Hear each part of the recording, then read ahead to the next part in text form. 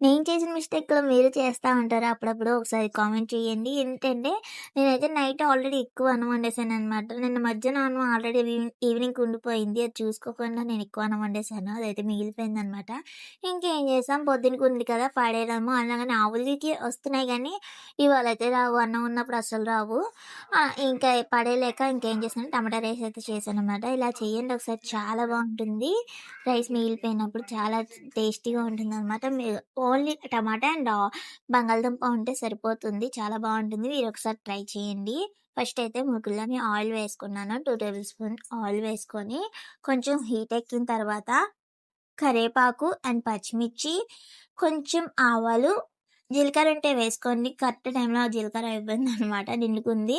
So, కొంచెం ఒక బంగాళదుంప ఏసాననమాట. దాంట్లోనే కొంచెం మినపప్పు అండ్ కొంచెం శనగపప్పు వేసాను. కొంచెం బాగా ఫ్రై అయిన తర్వాత టమాటాలైతే వేసుకున్నాను. అది 3 టమాటాలైతే కట్ చేసి వేసాననమాట. మీడియం సైజు చిన్నవే అనమాట.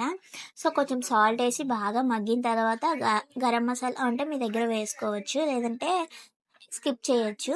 సో, బాగా మగ్గిన తర్వాత గరం మసాలా కూడా పచ్చి వాసన పోయిన తర్వాత రైస్ వేసుకొని కలుపుకొని పైనుంచి కొత్తిమీర చల్లుకొని తినండి. చాలా బావుంటుందనమాట.